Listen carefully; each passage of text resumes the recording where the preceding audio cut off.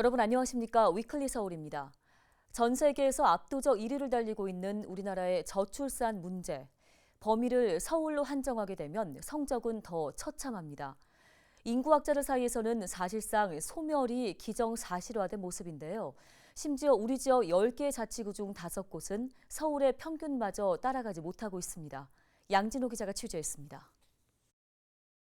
2017년 이후 한명선이 무너졌던 국내 합계 출산율.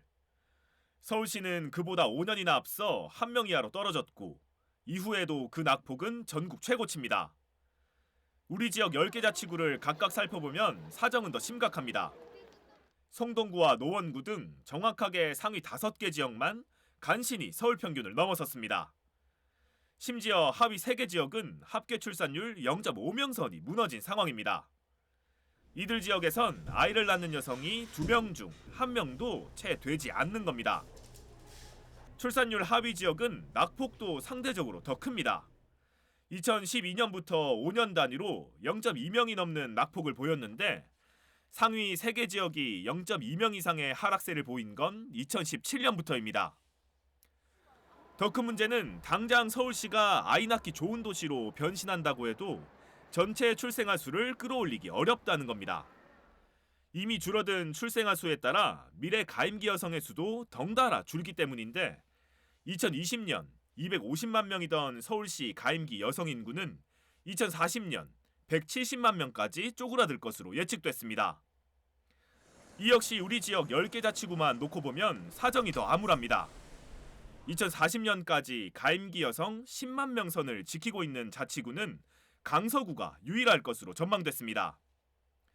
출산율이 가장 높았던 성동구마저 2040년 가임기 여성은 5만 명 선으로 떨어집니다. 인구가 가장 적은 종로구와 중구는 2만 명대를 겨우 유지하는 것으로 나타났습니다.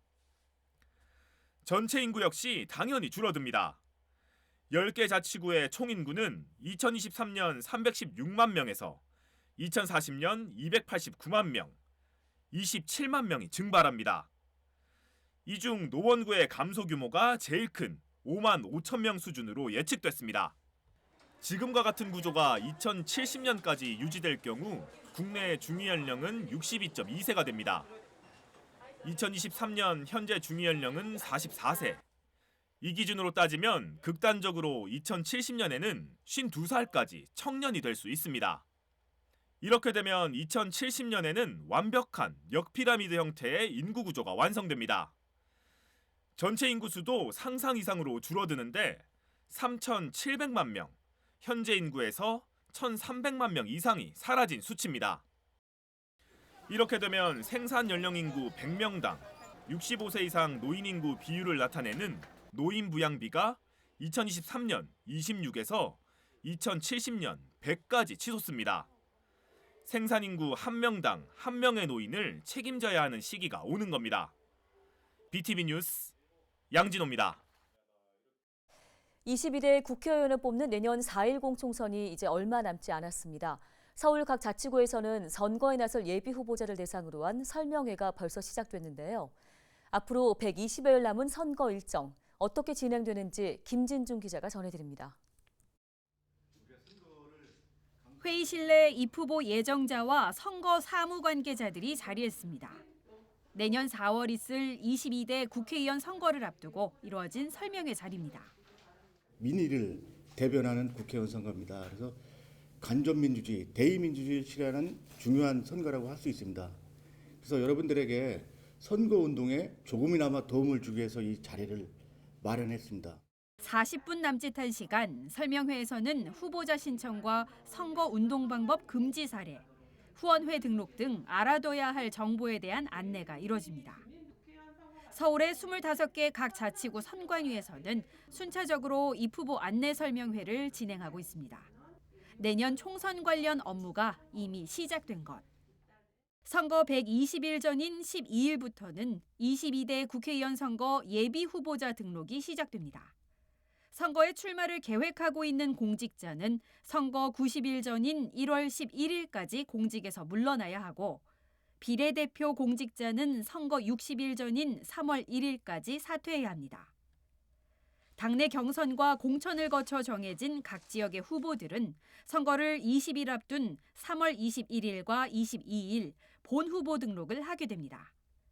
후보자들의 면면을 살펴볼 수 있는 공식 선거운동은 3월 28일 시작해 13일의 일정 동안 진행됩니다. 이 기간 유세 차량과 선거 방송 등을 활용한 선거 전쟁이 이뤄지는데요. 승리를 향한 후보 간 신경전 또한 예상됩니다. 유권자들은 사전 투표일인 4월 5일과 6일 또는 본 투표일인 4월 10일 소중한 한 표를 행사할 수 있습니다. 지역의 일꾼이자 국민의 일꾼으로 선출될 22대 국회의원은 2024년 5월 30일부터 4년의 임기 동안 일하게 됩니다. BTV 뉴스 김진중입니다. 서울시가 아이 키우기 좋은 환경을 만들기 위해 저렴한 비용으로 이용할 수 있는 서울형 키즈카페를 운영하고 있는데요. 이 키즈카페는 실내에서만 놀 수 있다는 단점이 있었습니다. 그런데 서울시가 자연 속에서 아이들이 안전하게 놀 수 있는 공원형 키즈카페를 만들었는데요. 이른바 지붕 있는 바깥 놀이터로 불리는 공원형 키즈카페. 김호 기자가 다녀왔습니다. 서울의 한 숲속 공원. 사방이 나무로 둘러싸인 공원 한편에 통유리로 된 건물이 눈에 띕니다. 안으로 들어가 보니 아이들로 북적이는 실내 놀이터입니다. 미끄럼을 타고 터널을 기어가며 즐겁게 노는 아이들로 놀이터 안은 시끌벅적합니다. 실내에서 놀던 아이들은 잠시 뒤 밖으로 나와 숲속에서 즐거운 시간을 보냅니다. 낙엽을 밟으며 계절을 느끼고 나뭇잎과 열매를 주우며 자연을 몸으로 체험합니다. 손에 든 나뭇잎은 다시 놀이터 안으로 가져와 알록달록 색칠을 한 뒤 예쁜 미술 작품으로 만듭니다. 여기 보면 오동나무 열매도 있고 요것도 있네. 요거 이용해가지고 우리 만들게 하면 돼요. 알았지? 나무랑 이용해가지고 우리 서울형 키즈카페 운영을 통해 실내 놀이터 문턱을 낮춘 서울시가 이번엔 자연과 어우러진 공원형 키즈카페를 만들었습니다. 공원에서 자연을 체험하고 실내 놀이터와 연계한 지붕 있는 바깥 놀이터를 표방하며 아이들의 신체 활동과 사회성 향상에 도움을 주겠다는 취지입니다. 공원을 바라보면서 충분히 놀고 그다음에 공원에 나가서 노는 것도 좋지만 공원에서 있는 나뭇잎이나 나무 열매나 꽃 같은 것들을 가지고 와서 지금 다양한 어떤 창의력을 이제 개발시킬 수 있고 상상력을 자극할 수 있는 다양한 프로그램들을 진행하고 있습니다. 키즈 카페 이용 연령은 3세에서 5세, 이용 요금은 2시간에 3,000원입니다. 저렴한 비용에 기존 키즈 카페에서 접할 수 없는 자연 체험이 더해지면서 개인은 물론 어린이집 등 단체 방문 문의가 이어지고 있습니다. 아이들이 좋아하는 미술놀이랑 이제 신체놀이뿐만 아니라 이렇게 바로 창밖에 보이는 자연에서 놀이할 수 있고 아이들이 자연을 느낄 수 있어서 더 좋았던 것 같습니다. 공원형 키즈 카페는 서초동을 시작으로 올해 양천과 성북 등 2곳이 문을 엽니다. 또 오는 2026년까지 15곳이 운영에 들어가 아이들에게 놀이와 자연 체험을 선사할 예정입니다. 아이 키우기 좋은 세상을 만들기 위해 추진되고 있는 서울형 키즈 카페가 실내와 실외가 결합된 공원형 놀이터로 진화하면서 키즈 카페 새로운 모델을 제시하고 있습니다. 헬로티비 뉴스 김호입니다. 종업원 없이 비대면으로 거래가 이루어지는 무인 점포. 이제 지역에서 제법 많이 볼 수 있습니다. 관악구에는 이용자가 매장에 쪽지를 남기면 힘이 되는 댓글을 달아주는 무인 점포가 있는데요.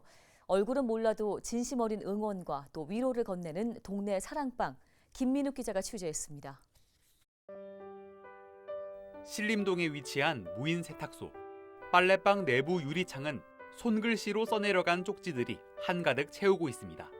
빨래를 기다리는 손님들이 써붙여둔 메모인데 쪽지 하나하나엔 따뜻한 댓글이 달립니다.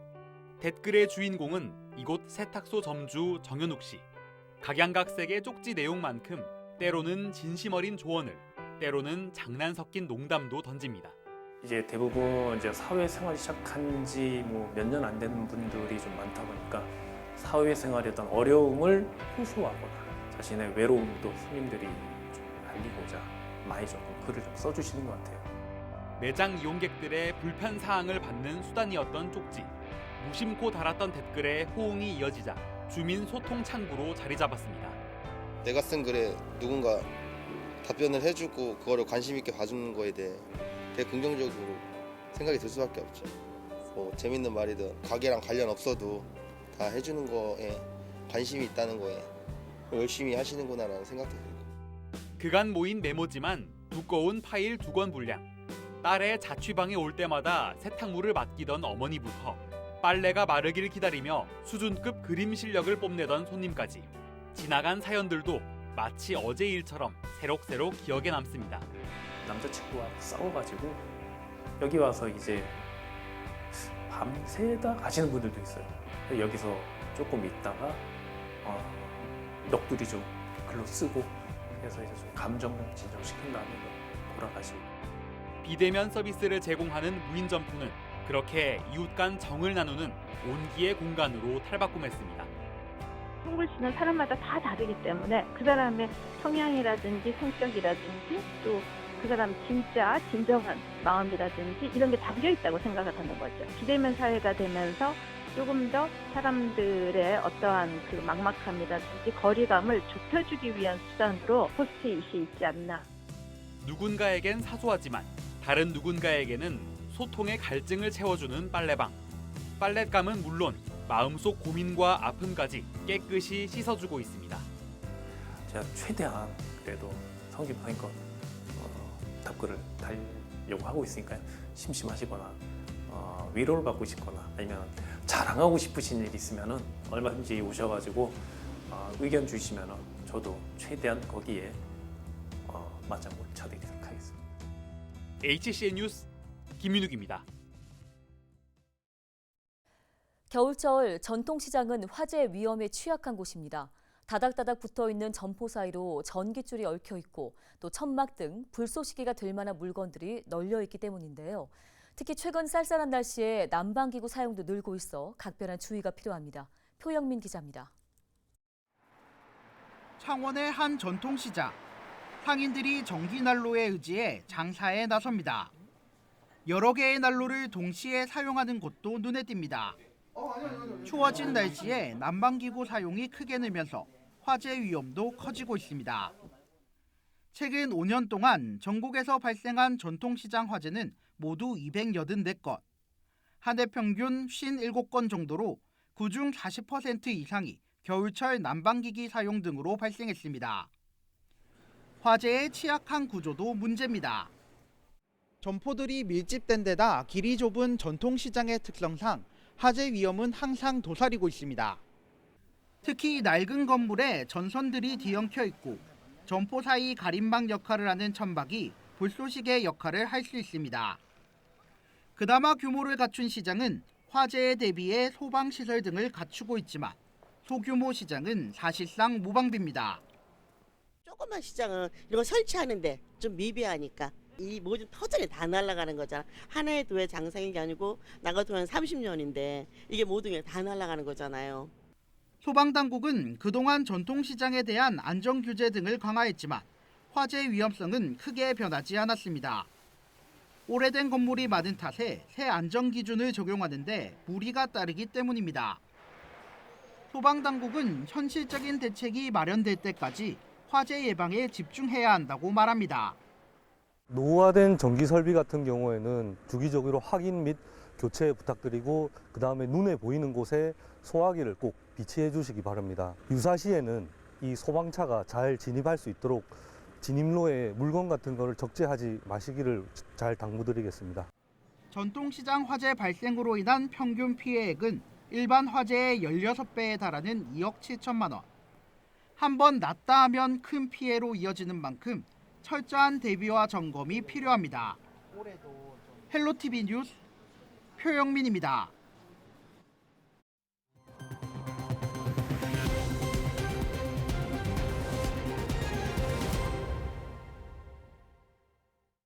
서울시가 한파로부터 시민 안전을 보호하기 위해 내년 3월 15일까지 한파 종합대책을 가동합니다. 서울시는 한파 취약계층인 노숙인과 쪽방촌 주민에게 방한용품을 지원하며 장애인 거주시설 40여 곳에는 난방비와 김장비 2억 8천만 원을 지원합니다. 또 돌봄이 필요한 취약계층 어르신 3만여 명의 안부를 정기적으로 확인하고 구립 경로당 등에는 난방비를 지원할 계획입니다. 저소득 취약계층 24만 8천 가구에는 가구당 5만 원씩 월동 대책비 총 124억 원을 지원하는데요. 지원 대상 가구는 전년 대비 2만 6,417가구 증가한 것으로 나타났습니다. 양천구가 노인 일자리 사업을 운영하고 내년도 사업에 참여할 주민들을 모집합니다. 모집 인원은 공익활동형과 사회서비스형, 시장형, 취업알선형 등 총 4개 분야의 일자리에 참여할 3,300명입니다. 분야별로 보면 공익활동형은 동주민센터 주변 환경정리와 초등학교 교통안전지도 등 공공시설 봉사활동 일자리에 배치되며 사회서비스형은 돌봄시설 지원과 자전거 무상수리 등의 업무를 하게 됩니다. 시장형은 행복한 편의점과 시니어 카페 등의 일자리에 배치되고 취업알선형은 민간기업과 연계해 어르신의 자격 요건에 맞는 일자리를 매칭하는 형태입니다. 신청은 오는 15일까지 동주민센터와 양천 시니어클럽 등 기관에 방문해서 접수할 수 있습니다. 은평구는 금융복지상담센터를 통해 올해 1월부터 11월까지 천여 건의 채무 관련 상담과 지원을 했다고 밝혔습니다. 은평 금융복지상담센터는 금융복지상담사 3명이 상주해 가계 빚 등의 경제적인 어려움을 겪고 있는 주민에게 채무 조정 상담 등의 서비스를 제공하고 있습니다. 올해 11월 말 기준 상담 건수는 1,109건으로 유형별로는 채무 상담 357건, 파산 면책 233건, 개인 회생 60건 등입니다. 금융복지상담센터는 녹번역 3번 출구 119 안전센터 건물 3층에 위치해 있으며 지난 2016년에 문을 연 바 있습니다.